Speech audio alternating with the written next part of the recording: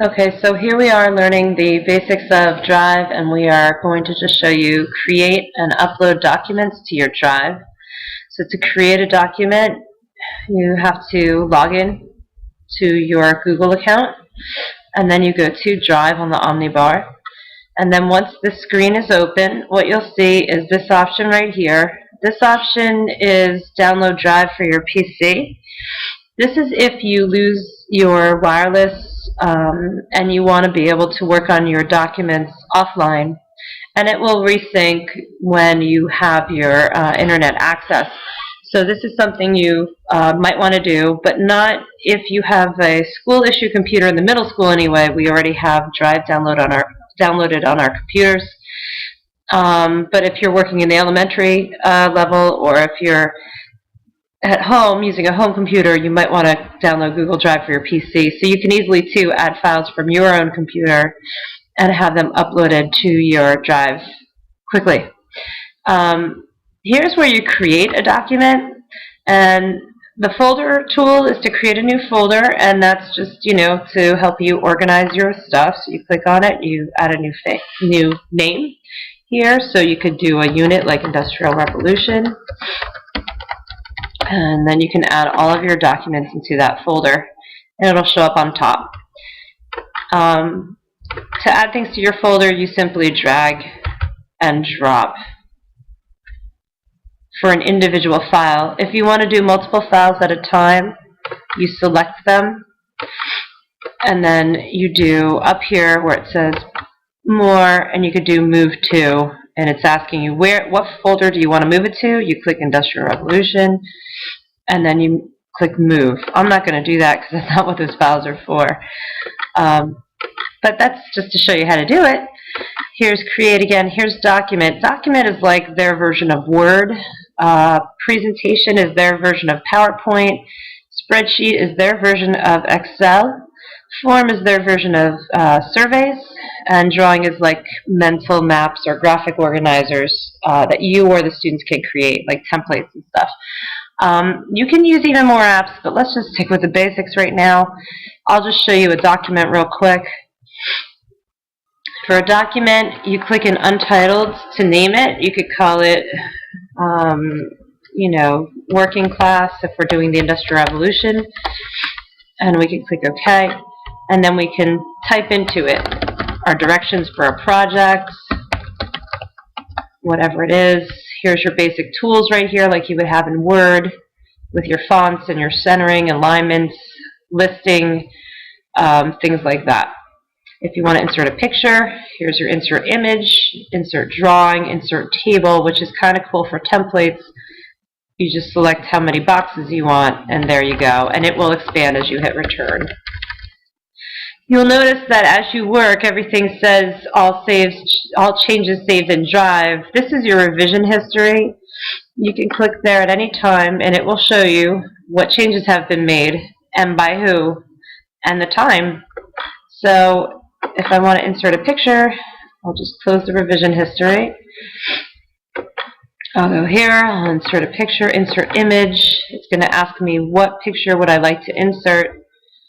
And you can do it by URL, or you can upload one if you have one on your screen. So I'll do real quick a Google image search for a working class picture. I'll click on Google Images, working class from the Industrial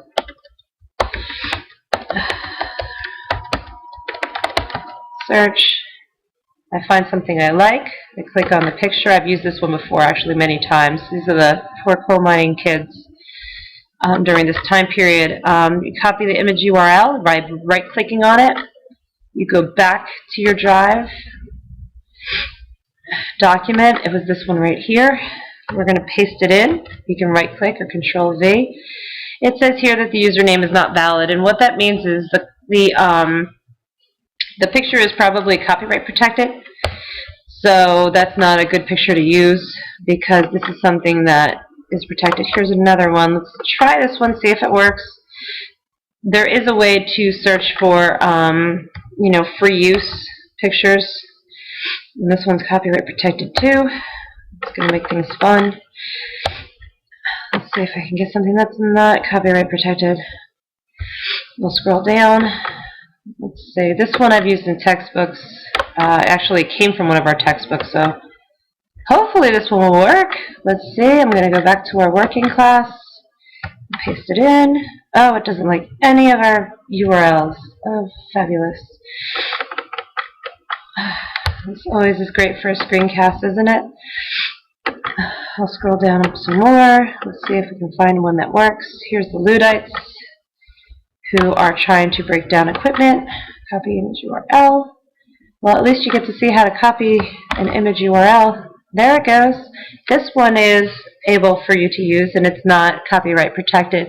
But you realize that your students are actually going to come across that issue a lot, and they need to know that it's not the URL that's wrong. It's that it's locked, it's encrypted, and they can't get that they can't get that picture. So they have to choose something else. So I inserted that one here. Best practices is to hyperlink it. So you've got a picture. Now you right-click. And actually better, even better yet, is if you right underneath the title of what it is, and then have the kids right-click and then insert link. And right there you can paste the URL again.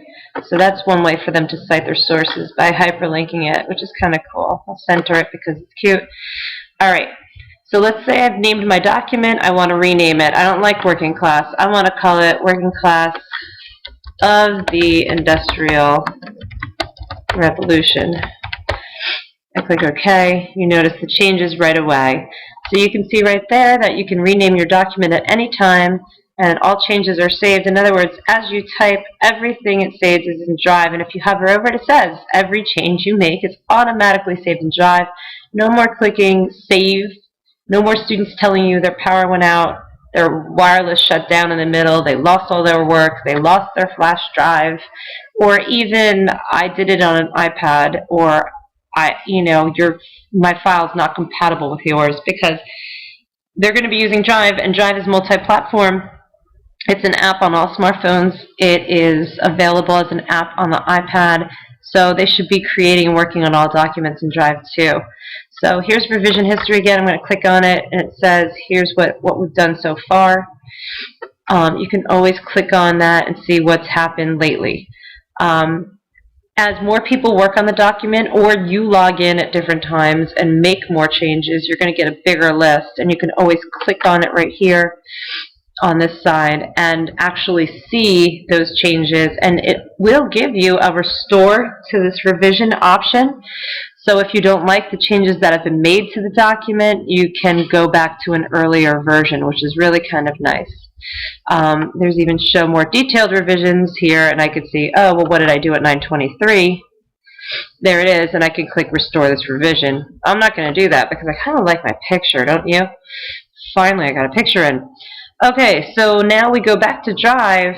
How do we do that? Where's the arrow? Where'd it go? Oh no, and I don't even have a back arrow. I wish this were neon. I wish it were flashing, but it's not.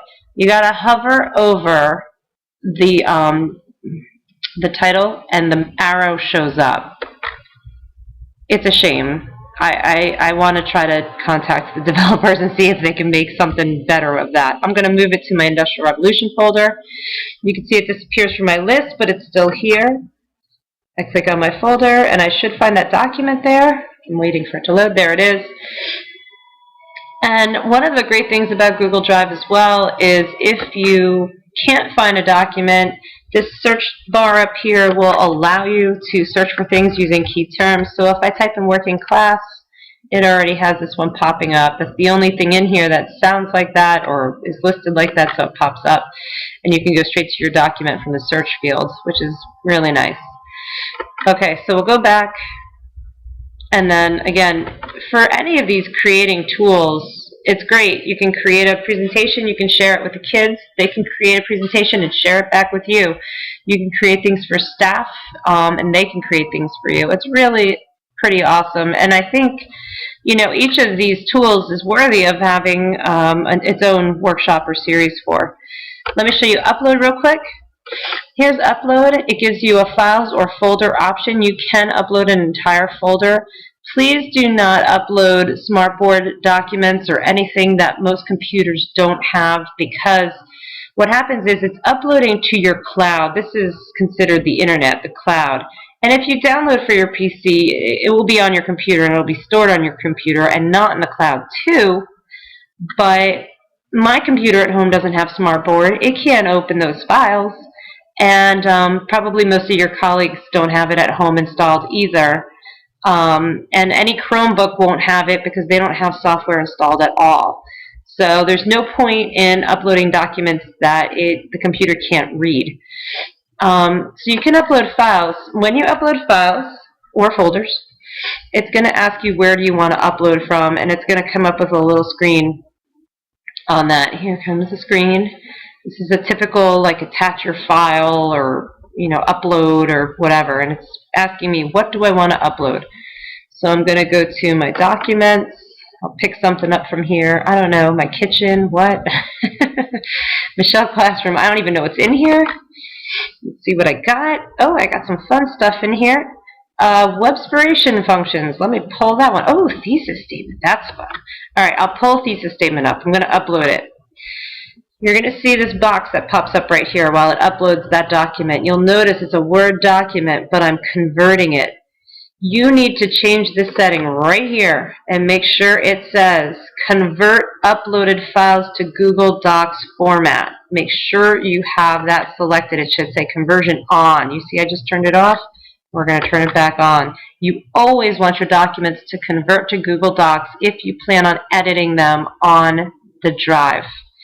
Otherwise, what happens is this. Here's a Word document that's been uploaded, and I'm not going to open it because it might be sensitive material, but what happens is when you open this document, well, I guess I don't know if it really matters. Let me see if I find something. Here's the AUP. All right, let's use that. This has already gone out. See, it's going to open it in a viewer screen, and that's why it's blacked out kind of around. And this is what the versions of the AUP, one of the versions of the AUP that we had. The only way to make changes in this document is to download it, and it's going to download it into a Word document. So your computer has to have Word in it in order to do it. Chromebooks will not have that. So that's one reason to convert. And another reason to convert is you want to do it online. You don't want to have to download, open, upload every single time you make changes on a document. So if you convert your Word document, just like by clicking that little switch right there, it took this Word document and it converted it to a Google Doc. So now I can take this document that was once Word and I can make changes. So, okay, so you're like, why are you typing that junky change? I'm just trying to show you how you can make changes. Okay, and yeah, I know sometimes the formatting, your pretty fonts won't convert the way you want them to. You might have to, adjust a little bit, but it's really, really, truly, I can't stress enough how much better it is to have your things converted already, so you don't have to do that download and edit and then upload every single time. And that's a little bit about creating, uploading, and putting things in your folder. Okay, so that's it for the series, and I'm going to explain how to share a document in the next one. Thank you.